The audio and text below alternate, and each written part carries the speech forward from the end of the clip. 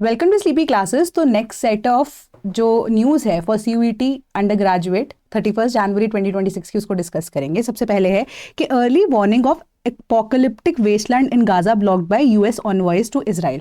तो आपको न्यूज़ यहाँ पर इन डिटेल इतनी नहीं पता होनी चाहिए, बस आपको ये पता होना चाहिए कि वेस्टलैंड का मतलब क्या होता है। वेस्टलैंड वो लैंड होती है जो कि जिसको हम बंजर ज़मीन बोलते हैं जनरल कॉन्टेक्स्ट में, बट वेस्टलैंड वो तरह की लैंड है जिसको हम किसी तरीके से उपजाऊ नहीं बना रहे हैं, ठीक है, जिसको हम यूज़ नहीं कर सकते हैं, जो कंटामिनेटेड लैंड है।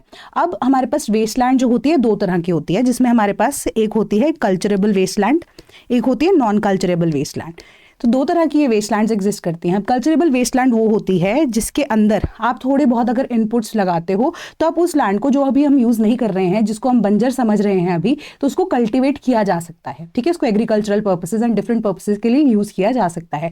नॉन कल्चरेबल वेस्टलैंड उस तरह की लैंड होती है जिसपे आपका इनपुट बहुत ज़्यादा लगेगा बट आउटपुट के चांसेस बहुत कम है। फॉर एग्जाम्पल अगर आप देखो दुबई के केस में ना, बहुत ज़्यादा सैंड है वहाँ पर, तो इसको नॉन कल्चरेबल वेस्टलैंड की तरह मान सकते हैं, क्योंकि इन्वेस्टमेंट बहुत ज़्यादा है, फिर भी आप उसके ऊपर अनाज तो नहीं उगा सकते, या इवन की हल्की सी भी वेजिटेशन अगर आपको उगानी है वहां पर, तो उसमें इनपुट कॉस्ट बहुत ज्यादा आएगा। कल्चरेबल वेस्टलैंड का अगर मैं आपको एग्जांपल बताऊं तो इन दैट कॉन्टेक्स्ट अगर आप देखोगे कि स्लैश एंड बर्न कल्चर जिसको हम बोलते हैं ना, जिसके अंदर शिफ्टिंग कल्चर होता है हमारा, है ना, जिसके अंदर एक बार आप अनाज उगाते हो, किसी फॉरेस्ट एरिया को क्लियर करते हो, अनाज उगाते हो, जब तक वो सॉइल की फर्टिलिटी एग्जिस्ट कर रही है तब तक आप उसको यूज कर रहे हो, उसके बाद उसको जला देते हो आप, है ना, तो उसको नेक्स्ट टाइम पे यूज किया जा सकता है। बस थोड़े बहुत आप कह सकते हो कि इनपुट कॉस्ट आएगा कि आपको सॉइल फर्टिलिटी को कैसे एनहांस करना है, वो सारी चीजें देखनी पड़ेंगी, है ना।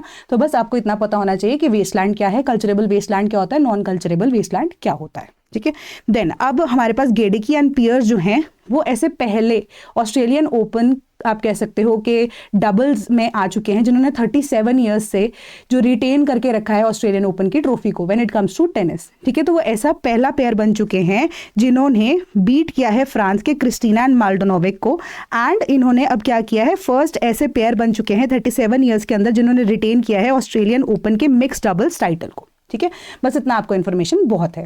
Then menstrual health is in the schools is integral to the right to life. तो बेसिकली यहाँ पर क्या बोला जा रहा है, सुप्रीम कोर्ट के डिसीजन के अकॉर्डिंगली बोला जा रहा है कि जो मेंस्ट्रुअल हेल्थ है ना, when it comes to school education also, तो उसके अंदर उसको इम्पार्ट किया जाना चाहिए। प्लस जो हमारा आर्टिकल 21 है, that is right to life and liberty, उसके अंदर right to live in dignity when it comes to कोई भी लड़की जो कि मेंस्ट्रुअल साइकिल से यहाँ पर गुजर रही होती है, तो उसकी डिग्निटी जो है उसको यहाँ पर मेंटेन किया जाना चाहिए। तो मेंस्ट्रुअल हेल्थ को आर्टिकल 21 के अंडर यहाँ पर इनकलकेट कर लिया गया है, एंड उसी के अकॉर्डिंगली जितने भी स्कूल्स हैं, बीट सरकारी स्कूल हो प्राइवेट स्कूल्स हो, उनको यहाँ पर हिदायत दी गई है, डायरेक्ट किया गया है, हिदायत भी नहीं दी गई है, डायरेक्ट किया गया है स्ट्रिक्टली कि अगर आपको यहाँ पर बच्चों को स्पेसिफिकली रखना है तो आपको स्पेसिफिक एक कॉर्नर जो है वो मेंस्ट्रुअल हाइजीन के लिए भी डेडिकेट करना पड़ेगा in the school itself, and आपको जो सैनिटरी नैपकिन्स प्रोवाइड किए जाएंगे that will be oxo biodegradable, ठीक है। तो ऑक्सो बायोडिग्रेडेबल कौन से जो सैनिटरी नैपकिन्स होते हैं उसके अंदर आपका जो आप कह सकते हो कि प्लास्टिक अगर यूज भी हो रहा है ना, तो प्लास्टिक को इस तरीके से बनाया जाता है कि वो बायोडिग्रेड हो जाए जल्दी, मतलब उसके अंदर अब मेटालिक सॉल्ट्स को इनकलकेट किया जाता है कि जो सैनिटरी नैपकिन्स बनाए जाएंगे उसमें मेटालिक सॉल्ट्स होंगे, ठीक है, जो कि अब हेल्थ को यहाँ पर इम्पैक्ट नहीं करते हैं, बट वो बायोडिग्रेडेबल जो आप कह सकते हो प्रोसेस है बायोडिग्रेडेशन का, उसको ज़्यादा बढ़ा देंगे, आगे एक्सेलरेट कर देंगे। इससे जो आप कह सकते हो कि लॉन्गर टर्म्स में जो पोल्यूशन है वो अब due to the sanitary napkins वो एग्जिस्ट नहीं करेगा, ठीक है। तो इस वजह से इन्वायरमेंट का भी ध्यान रखा गया, इन्वायरमेंट सस्टेनेबिलिटी का भी इसमें ध्यान रखा गया है। देन सियोन ईस्ट वेस्ट कनेक्टर जो रोड है वो कहाँ पर है, बस आपको इतना पता होना चाहिए, मुंबई के अंदर, ठीक है, मुंबई के अंदर या बॉम्बे के अंदर। एंड ये जो अब रोड कनेक्टिविटी है ये ब्रिटिशर्स के टाइम से है, एंड अब इसको बंद किया गया था लास्ट 2 साल पहले, क्योंकि इसके ऊपर रेनोवेशन का जो प्रोजेक्ट है वो चलना था। अब वो इस साल को इसको वापस से रीओपन कर दिया जाएगा, न्यूज़ आपकी ये थी। देन अब यहाँ पर है आंध्र प्रदेश ने रिजेक्ट किया है the proposal to share Krishna water.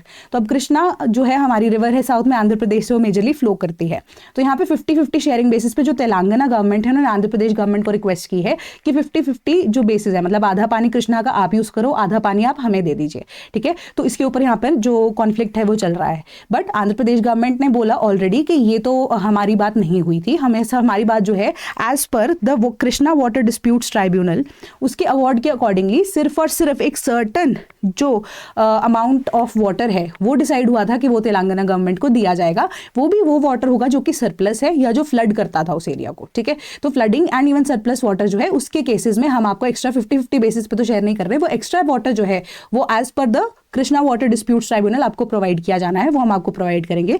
Plus उन्होंने सेंटर वाटर कमीशन को ये रिक्वेस्ट भी किया है आंध्र प्रदेश गवर्नमेंट ने कि आप इशू कीजिए उन गाइडलाइंस को, ठीक है, उन नॉर्म्स को, कि वाटर की एलोकेशन रिमेनिंग वाटर्स, जो रिमेनिंग रिवर्स यहाँ पर हैं, ठीक है, उसकी कैसे की जानी है, यानी कि Krishna and Godavari river basins को किस तरीके से यूटिलाइज किया जाना है। ठीक है, तो आप इतना ध्यान रखना, आंध्र प्रदेश में कृष्णा और गोदावरी रिवर बेसिन एग्जिस्ट करते हैं, तो इसी के अकॉर्डिंगली आपको इनकी ट्रिब्यूटरीज एंड डिस्ट्रीब्यूटरीज वो याद होनी चाहिए। रिवर बेसिन्स का जो साइज है वो भी आपसे पूछा जा सकता है असेंडिंग एंड डिसेंडिंग वाटर के अंदर।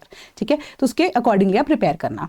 देन यूजीसी की equity rules flow from article 15 mandate to remedy historical injustice. तो यहाँ पर हमें आर्टिकल 15 के बारे में ही पता होना चाहिए, जहाँ पे आपकी राइट टू इक्वालिटी की बात की जाती है। ठीक है, राइट टू इक्वालिटी की बात की जाती है कि यूजीसी के जो नॉर्म्स है ना उसके अकॉर्डिंगली यहाँ पर उसके ऊपर स्टे लगा दिया गया है, मतलब अबेयंस के अंदर है वो।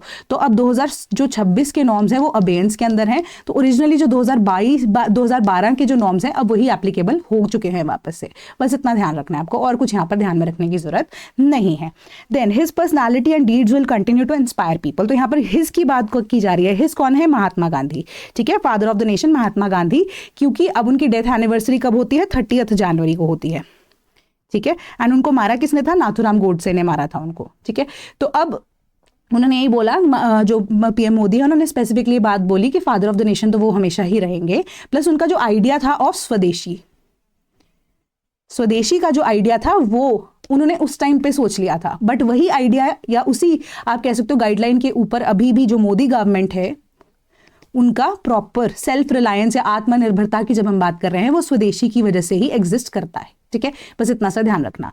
देन स्टेम सेल थेरेपी जो है cannot be offered as a clinical service for autism. तो यहाँ पर आपको बस सिर्फ और सिर्फ स्टेम सेल थेरेपी के बारे में पता होना चाहिए। तो जो साइंस डोमेन वाले हैं वो भी, ठीक है, टाइप्स ऑफ सेल्स जो हैं,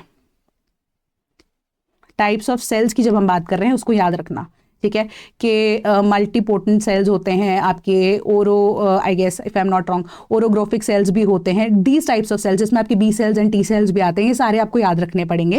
एंड स्टेम सेल थेरेपी क्या होती है मैं इतना बता रही हूँ बस आपको, जो आपका बोन मैरो होता है ना, जो आपका बोन मैरो होता है उसके अंदर डिफरेंट तरह के सेल्स होते हैं जिनका मैंने अभी आपको एग्जांपल्स दिया। तो इसी बोन मैरो से अब किसी भी तरह की प्रॉब्लम किसी को अगर एग्जिस्ट करती है तो उन्हीं सेल्स को, पर्टिकुलर सेल्स को अब निकाल लिया जाता है, एक्सट्रैक्ट किया जाता है एक हेल्दी व्यक्ति से जो कि अब उसी की फैमिली में या लीनिएज में हो। तो अभी इस पे क्लिनिकल ट्रायल्स चल रहे हैं, मतलब कि अभी ये सिर्फ और सिर्फ रिसर्च बेसिस पे है, कोई एग्जैक्टली अभी आइडिया आया नहीं है कि ये चीज़ जो है वो जितनी भी डिजीजेज हैं उसको क्योर कर सकती है या नहीं। कई इशूज़ में हुआ भी है ऐसा, बट अभी पक्की ये खबर नहीं है, मतलब इसको आप अभी 110% या 100% भी श्योरिटी के साथ नहीं कह सकते हो, है ना। तो बस जो बोन मैरो है उसकी एक्सट्रैक्शन की जाती है डिपेंडिंग अपॉन द सेल्स जिनको रीजनरेट करना है, जो कि हेल्दी सेल्स होंगे। एंड इसी तरीके से जो स्टेम सेल थेरेपी है उसको अब जो सेल्स एक्सट्रैक्ट किए जाते हैं थ्रू वेन्स या थ्रू ब्लड या डिफरेंट प्रोसेसेस से वो बॉडी में ऑफ द पर्सन जिसको डिजीज है किसी भी तरह की इंजेक्ट किए जाते हैं, ताकि हेल्दी सेल्स जो हैं अब वो वापस से रीजनरेट हो सके एंड जो प्रॉब्लम है उसको क्योर किया जा सके। बस इतना आपको पता होना चाहिए, उसके अलावा कुछ नहीं। Then high tap coverage but Jal Jeevan scheme जो है वो लोअर यूजेज है। जल जीवन स्कीम की जब हम बात करें 2019 में सरकार ने लॉन्च की थी। ठीक है, जहां पर टैप वाटर कनेक्टिविटी प्रोवाइड की जानी है थ्रू आउट इंडिया। ठीक है, तो अब इसी के साथ एसोसिएटेड एक स्कीम थी हर घर नल का जल या हर घर जल, जो कि अब रूरल एरियाज के अंदर भी था। ठीक है, तो अभी बस आपको इतना पता होना चाहिए जल जीवन स्कीम जो है वो क्या है। एंड उसके अकॉर्डिंगली एक सर्वे कंडक्ट हुआ है सरकार के बारे में, कुछ इन्होंने यहाँ पर जो इन्फॉर्मेशन प्रोवाइड किया सर्वे के अकॉर्डिंगली, उस पर आपको यहाँ पर एंटरटेन करने की ज़्यादा चीज़ें जरूरत नहीं है। बस आपको ये पता होना चाहिए जल जीवन स्कीम जो है 2019 में यहाँ पर लॉन्च की गई थी सरकार के द्वारा। अब क्या है उसका टैप वाटर कनेक्टिविटी 100% होनी चाहिए in the village as well as urban areas. ठीक है, then NSE national stock exchange receive SEBI's approval for initial public offering. तो ये 3 वर्ड्स यहाँ पर आपको पता होना चाहिए। नेशनल स्टॉक एक्सचेंज कहाँ पर है? बॉम्बे में या मुंबई में। ठीक है, अब ये इंडिया की one of the oldest stock exchange है। एक वैसे BSE भी है हमारे पास, बॉम्बे स्टॉक एक्सचेंज भी, NSE भी है। बॉम्बे स्टॉक एक्सचेंज सबसे पहली थी, NSE उसके बाद स्टैब्लिश हुई है। ठीक है, तो बॉम्बे के अंदर है NSE। एंड सेबी क्या है? Securities exchange board of India, जिसको हमारा मार्केट रेगुलेटर है। जैसे हमारे पास RBI बैंकिंग्स का बाप होता है ना, lenders of the last resort या बैंकर्स बैंक जिनको हम बोलते हैं, उसी तरीके से जो सेबी है वो अब हमारा मार्केट रेगुलेटर है। मतलब जितने भी हमारे पास अब व्यक्ति जो शेयर मार्केटिंग में या ट्रेडिंग में अब दिलचस्पी जिनकी होती है, तो उनको रेगुलेट करने के लिए, या इवन स्टॉक ब्रोकर्स होते हैं, स्टॉक एक्सचेंजेस जो होती हैं, वो सेबी के थ्रू ही यहाँ पर अप्रूवल लेती हैं। ठीक है, तो मार्केट रेगुलेटर है सेबी हमारा। Then initial public offering, IPO जिसको हम बोलते हैं। अब IPO का मतलब ये होता है कि कोई भी कंपनी जब पहली बार कोई शेयर्स को यहाँ पर ऑफर करना चाह रही हो, ठीक है, इनिशियल, सबसे पहले जो इनिशियल पब्लिक ऑफरिंग है। अब सपोज कीजिए कि कोई कंपनी है, उसमें 1000 शेयर्स हैं। अब वो 1000 के 1000 शेयर्स जो है उन कंपनी ओनर्स के पास ही हैं, बट वो चाहते हैं कि हम एक्स्ट्रा पैसा यहाँ पर रेज करना चाहें, तो हमें क्योंकि अब अपनी कंपनी को एक्सपैंड करना है, तो वो क्या कहते हैं, वो बोलते हैं 1000 शेयर में से मैक्सिमम मेजोरिटी 500 शेयर्स की हम अपने पास रख लेते हैं, या इवन 510 शेयर्स की मेजोरिटी हम अपने पास रख लेते हैं, बाकी जो 490 शेयर्स हैं वो हमें मार्केट में अब लोगों को दे देने हैं, ठीक है। तो उनका जो प्राइस सेट होगा, या कितना बैंडविड्थ यहाँ पर रखना है कि प्राइस कितना होगा, या इवन की जो 490 शेयर्स हैं उसको कौन खरीद सकता है, कौन नहीं खरीद सकता है, ठीक है। तो ये 490 शेयर्स जब मार्केट के अंदर सबसे पहली बार कोई अप्लाई करेगा, तो एप्लीकेशन प्रोसेस के थ्रू जब भी होता है उसको हम इनिशियल पब्लिक ऑफरिंग बोलते हैं, ठीक है। तो इनिशियल पब्लिक ऑफरिंग के लिए भी सबसे पहले आपको सेबी की अप्रूवल लेनी पड़ती है। उसके बाद जाके जो भी व्यक्ति, अब इसके लिए बिड लगती है, जैसे बोली लगती है ना, ऑक्शन देखी होगी आपने, वो लगती है। एंड जिसको भी अब सब्सक्रिप्शन के बेसिस पे डिसाइड किया जाता है किस किस को ये शेयर प्रोवाइड किए जाएंगे, किसको नहीं दिए जाएंगे, first come first serve basis पे, या डिपेंडिंग अपॉन के जो प्राइस रेंज है उसके अकॉर्डिंगली किसने कितना बिड किया है, ठीक है। तो ये प्रोसेस होता है इनिशियल पब्लिक ऑफरिंग का। एंड अगर किसी भी व्यक्ति को वो शेयर्स अलॉट हो जाते हैं with in the specific period of time जो कि दिया गया होता है, तो वो शेयर्स उसके हो जाते हैं, ठीक है, पैसा जो है डिडक्ट हो जाता है ऑटोमेटिकली। ये चीज है आईपीओ।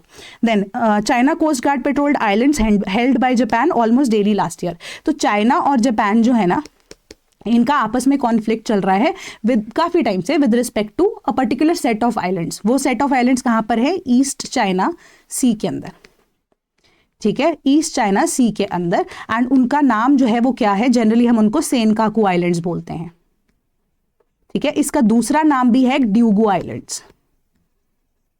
दोनों नेशंस के अंदर डिफरेंट डिफरेंट नाम से इनको बोला जाता है, ठीक है। सेनकाकू आइलैंड्स जो है इनको कहां पर, जापान के अंदर बोला जाता है। डाएगू आइलैंड्स जो है इनको अब चाइना के अंदर बोला जाता है, ठीक है। तो उसी के अकॉर्डिंगली आप इसको बस ध्यान में रखना कि चाइना और जापान का जो डिस्प्यूट है ईस्ट चाइना सी में पर्टिकुलर सेट ऑफ आइलैंड्स को लेकर है, उनका क्या नाम है, सेनकाकू आइलैंड्स या डाएगू आइलैंड्स, दैट इज इट, बस इतना, और आपको कुछ और पढ़ने की जरूरत नहीं है इसमें।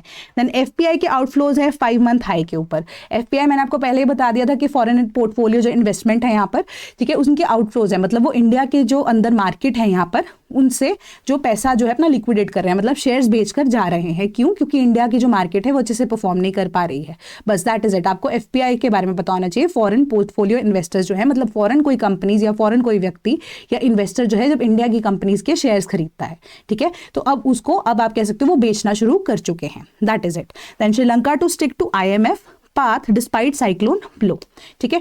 तो श्रीलंका इंडिया का पड़ोसी देश, ठीक है। तो IMF क्या है, इंटरनेशनल मॉनेटरी फंड है, ये आपको पता होना चाहिए, इंटरनेशनल मॉनेटरी फंड। और इंटरनेशनल मॉनेटरी फंड जो है वो क्या करता है, मैंने आपको पहले भी बताया था, वो लोन्स यहाँ पर प्रोवाइड करता है नेशंस को, ठीक है।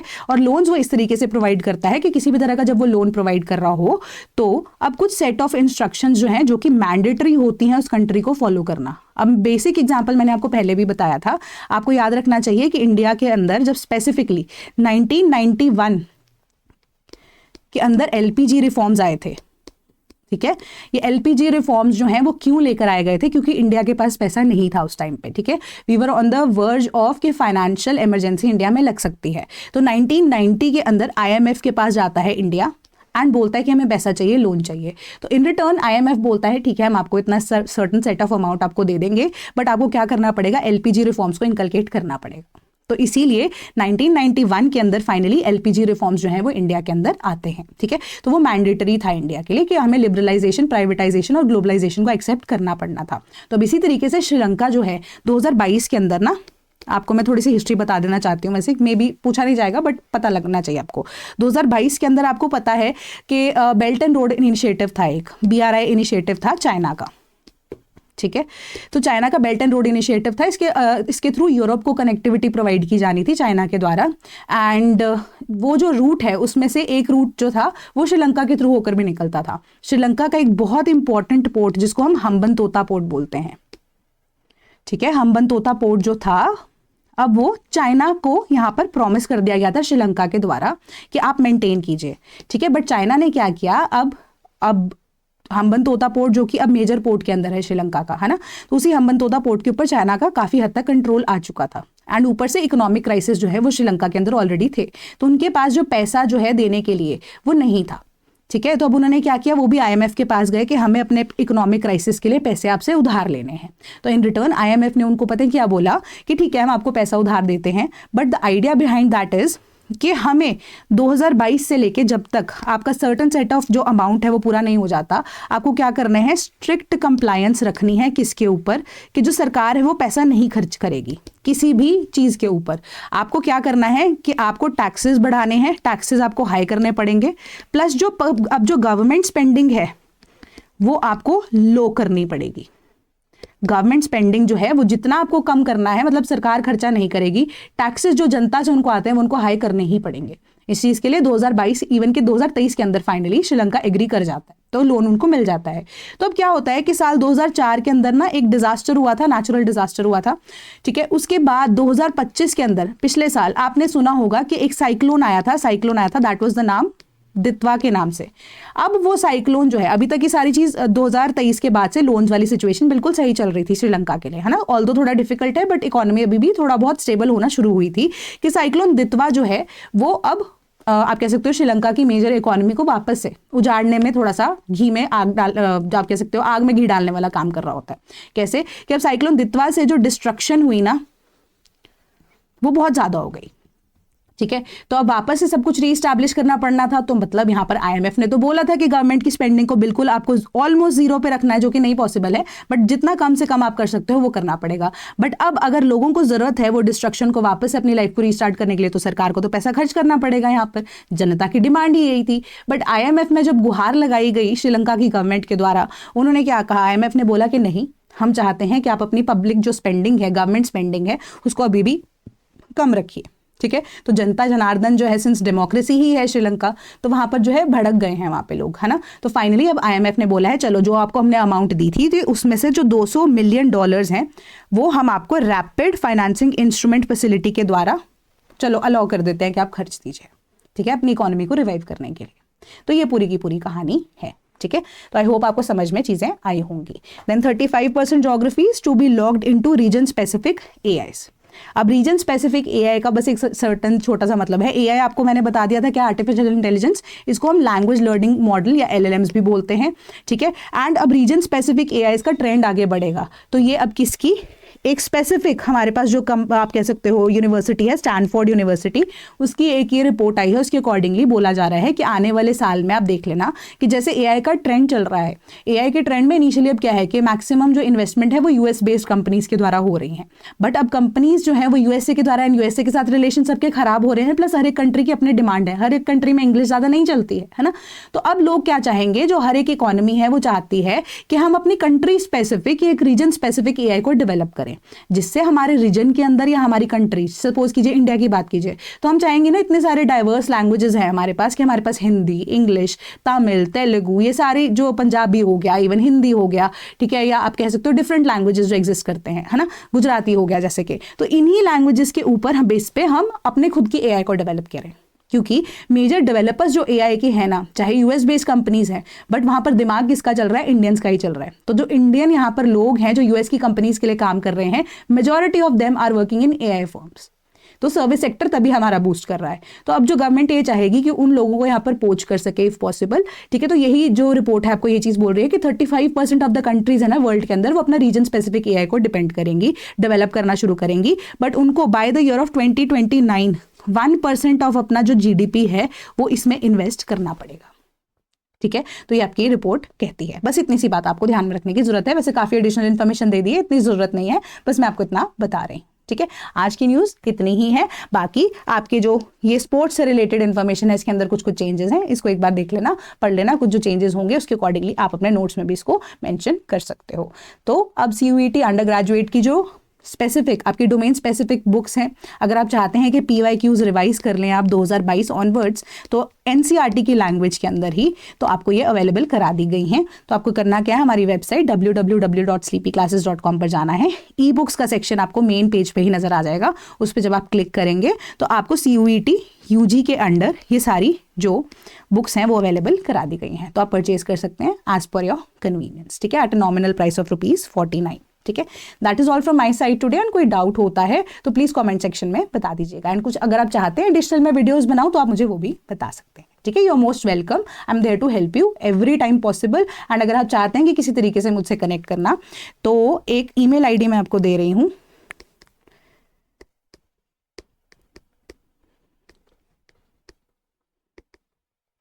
ठीक है, इस ईमेल आईडी पे आप मुझे मेल भी कर सकते हैं डायरेक्टली, samriddhi@cpclasses.com पे। ठीक है, तो आप जब इस पे मेल करेंगे, कोई भी अगर आपके डाउट्स होते हैं, मैं डायरेक्टली टेकअप भी उस पर कर लूँगी, उस पर रिप्लाई जो है मैं कर दूँगी। ठीक है, तो पढ़ते रहिए एंड तैयारी करते रहिए। अब तो बोर्ड का एग्जाम भी आ रहा है, प्लस आई होप आप सबने रजिस्ट्रेशन फॉर्म्स अपने CUET के भर दिए होंगे।